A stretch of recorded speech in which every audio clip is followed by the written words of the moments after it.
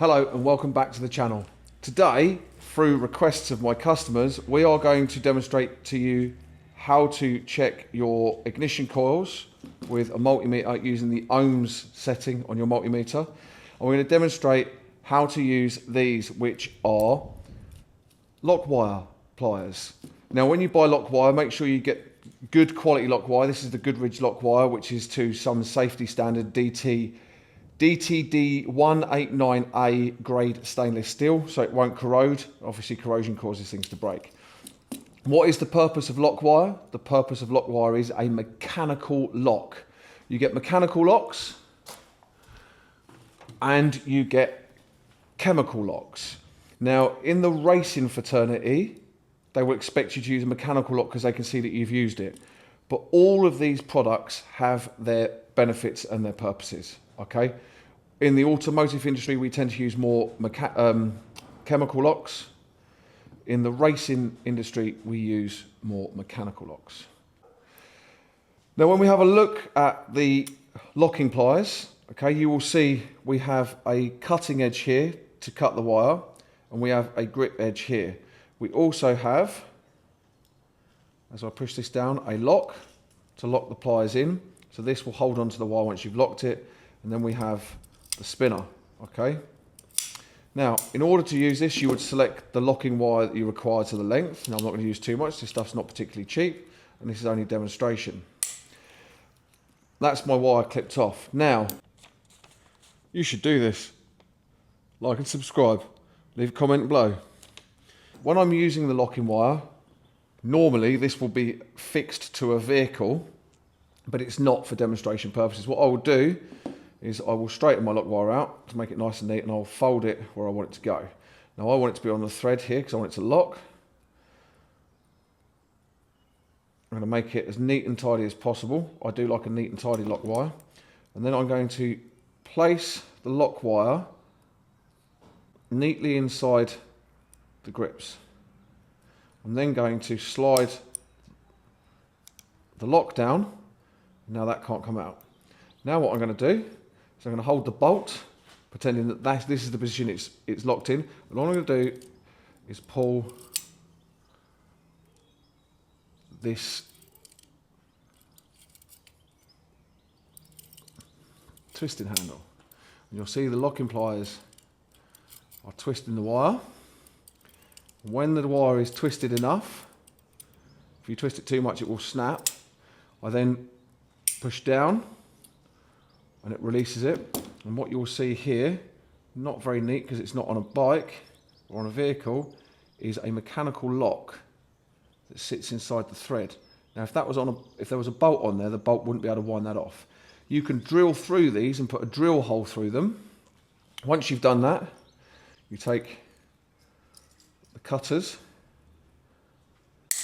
cut to length, and then you would fold this down. Okay. Remember, this is done on a bolt outside of a vehicle. So when it's in the vehicle, you'll get a much neater locking thing, but that's how you use it. So pliers open, cut the wire to length, hold it tight, squeeze that, hold in position, and then twist. That is how you use locking wires for your mechanical locking system. Now moving on, we have off of a vehicle a ignition coil. This is off of a Kawasaki GPZ 550, and we have a multimeter. Now what we're looking for on the multimeter is this symbol here, which stands for ohms. Okay, we're going to turn that to there. Now the wires I've got in my multimeter use what's commonly called as a banana fitting. This is a banana fitting. You can get these off of Amazon as a pack for about 20 quid. I like the crocodile clips because it means you don't have to worry about probes. Probes are useful for other things.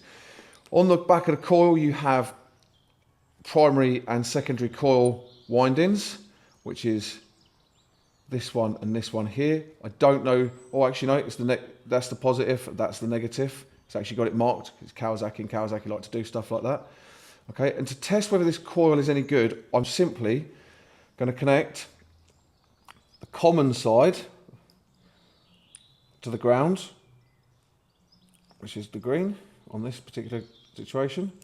Okay, and I'm going to connect the live to the live side. Now what you're going to get is the multimeter will start to, oh, she shouldn't be doing that. It shouldn't be showing overload. Oh, test's going wrong. Test's going wrong. Fail. The test's going wrong. Let's try again, shall we? Here we go. So if I bring this forward to the camera so you can see it, you'll see that the resistance sort of jumping around a little bit, and in a second it's going to settle down, probably somewhere between 2.5 and 5 is where you tend to expect it to be. It's just going to prove me wrong. Watching it settle. Here it comes down. Once it's stopped, that's your resistance reading. So we're at 4.6. You should stop there because I've already tested this coil. So that coil is a good coil. So you'd have to refer to your operator's manual, your motorcycle manual, to see what your coil should be working at. But invariably, your coil should be somewhere between, on a modern bike, sort of 1.5 to 3 ohms, and on an older bike, somewhere between sort of 3.5 ohms to 5 ohms. Again, it is manufacturer specific. If this read, if you set this up and it read this, OL, which means infinite, it's open circuit. The coil's dead, it's defunct, it's no good. That is how simple it is to test your ignition coil. Simply using a multimeter with ohms. Now these multimeters that I've got weren't cheap. This is a CD multimeter. It's actually a pretty good little multimeter. I've had it a long time. But you can get multimeters that will check resistance reading for £10, £5–10. And that is how we check our ignition coil. Nice, simple. Always remember when you check your ignition coil to make sure it's not plugged into the motorcycle's live electrics. Okay, you never ever check resistance when there is current or voltage flowing through a circuit. You will kill the multimeter, okay, and you could even damage the component. So make sure you turn off the vehicle and disconnect the wires to the coils in order to check if they are working. Again, it is a real simple thing, could save you hundreds of pounds in workshop bills. And if you don't know how to do it, and you don't want to know how to do it, find yourself a reputable garage and they will do it for you. The other thing that commonly goes wrong on motorcycles is pickup coils or charge coils. People will call them slightly different. This is a 3-phase charge coil system. Okay, and there is a simple test to check if you've got internal damage in the wiring. Okay, what you do again is you set your multimeter to the resistance ohms setting. You will then take your 3-phase plug. Now this one is off the motorcycle, so it's not connected to anything, but you must make sure, again, this is unplugged from the vehicle's wiring system. It must not have any power to it or be connected in any way, shape or form. One, that could give you a false reading, and 2, it could cause damage. Okay, we've got a 3-phase plug here, and what you're going to do is you're going to take a test probe and put the probe in here. And then you're going to put a probe in the other side. So you've got plug A and plug B. And now we will see a resistance reading come up. And we've got 0.4, 0.3, which for me is a little bit low. I actually believe these coils to be damaged. That's why they're not on the bike anymore, because I changed them out for a spare set that I had. And you've got 0.3, 0.4.